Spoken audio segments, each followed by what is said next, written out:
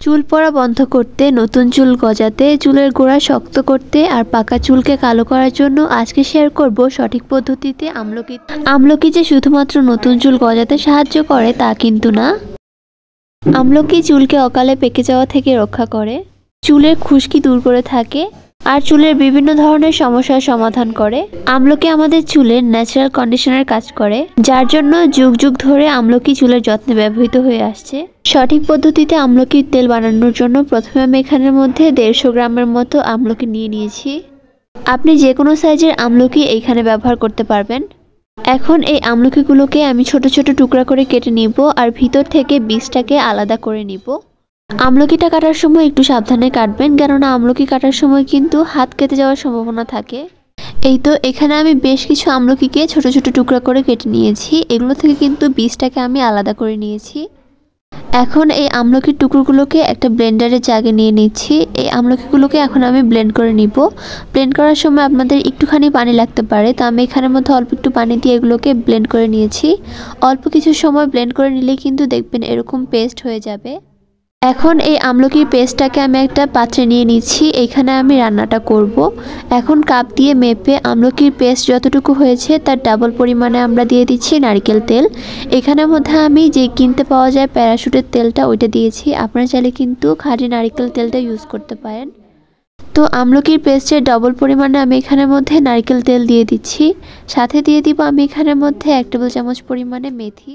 মেথি কিন্তু আমাদের চুলের খুশকি তাড়াতে হেল্প করে এবং চুলকে অধিক বেশি মজবুত আর সিল্কি করে। আর এখানের মধ্যে আমি দিয়ে দিচ্ছি 1 টেবিল চামচ পরিমাণে কালো জিরা। কালো জিরা কিন্তু চুলকে কালো করতে সাহায্য করে। আর সাথে দিয়ে দিব 1 টুকরা দারচিনি।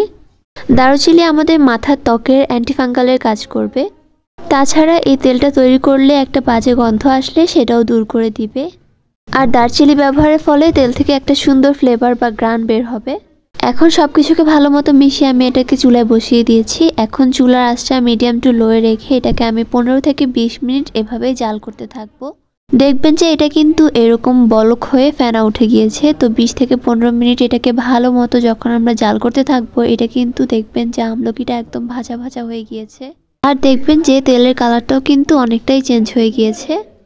আর এর থেকে বেশি কিন্তু জাল করলে আমলকির পেস্টটা একদম পুড়ে যাবে। তো চুলা থেকে এটাকে আমি নামিয়ে নিচ্ছি। এখন আমি একটা পাতলা সুতি কাপড় নিয়ে নিচ্ছি একটা বাটির উপরে। আর তারপর আমি যে তেলটা বানিয়েছিলাম সব উপকরণ সহ এই তেলটা এই বাটির উপরে দিয়ে দিচ্ছি। আর তারপর কাপড়টাকে একদম চিপে চিপে তেলটা বের করে নিতে হবে।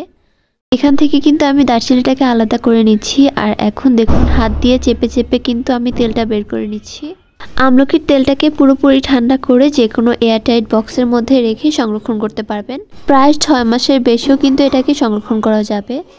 সব থেকে ভালো হয় যদি এটাকে কোনো এয়ারটাইট কাচের বয়মের মধ্যে রাখা হয়, তাহলে কিন্তু এটা আরও বেশি দিন সংরক্ষণ করা যাবে।